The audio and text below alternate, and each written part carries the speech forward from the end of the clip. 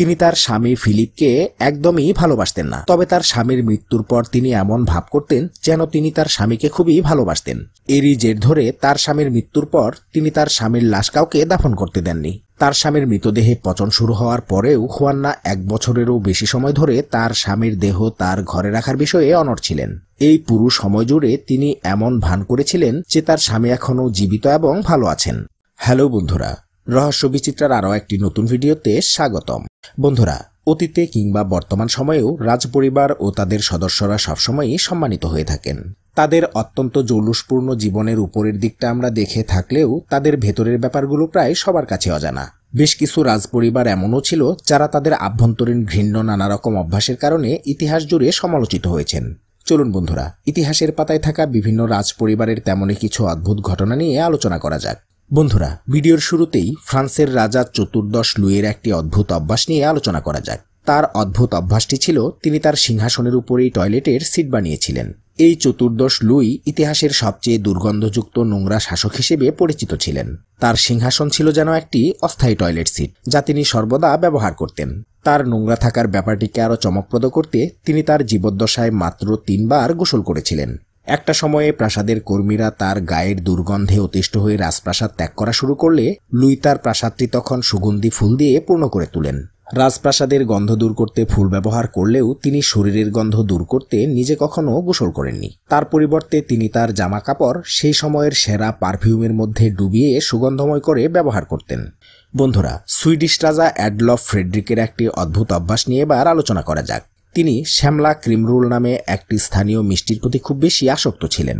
তাই একবার কেভিয়ার, গলদা চিংড়ি এবং বিভিন্ন সামুদ্রিক খাবার ভোজনের পরে রাজা একসাথে 1 ডজনেরও বেশি শ্যামলা খেয়ে ফেলেছিলেন।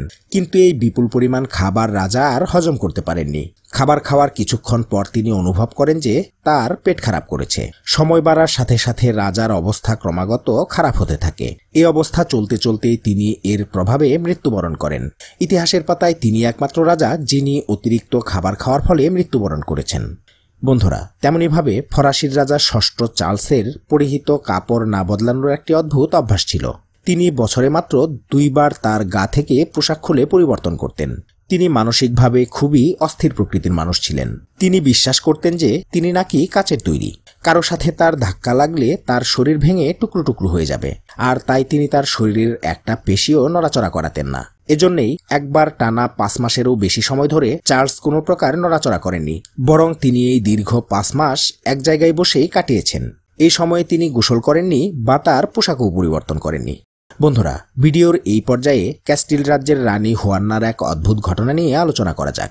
বন্ধুরা, সাধারণত রাজপরিবারের অনেক সদস্যরা প্রায় নানা রকম রাজনৈতিক কারণে বিয়ে করতেন, যার ফলে তাদের মাঝে অধিকাংশকেই বিয়ে করার পরেও প্রেমহীন দাম্পত্য জীবনযাপন করতে হতো।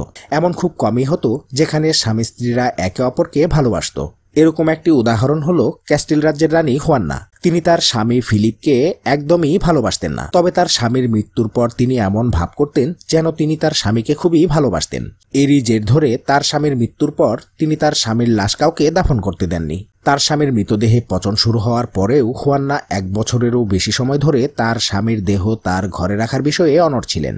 এই পুরো সময় জুড়ে তিনি এমন ভান করেছিলেন যে তার স্বামী এখনও জীবিত এবং ভালো আছেন। তাই তিনি প্রাসাদের সকলকে এই বলে সতর্ক করেছিলেন যে তারা যেন রাজাকে এখনও সম্মান করে এবং তার ঘুমের কোনো বিঘ্ন না ঘটায়। তো বন্ধুরা, আজকের ভিডিওটি এই পর্যন্তই। ভিডিওটি আপনাদের কাছে কেমন লাগলো তা অবশ্যই কমেন্টে লিখে জানাবেন। ভালো লাগলে অবশ্যই একটি লাইক দিবেন, আর চ্যানেলটিকে সাবস্ক্রাইব করে পাশে থাকা বেল আইকনটি প্রেস করে দেওয়ার অনুরোধ তো থাকলোই। কথা হবে পরবর্তী ভিডিওতে। ভালো থাকবেন সবাই, ধন্যবাদ।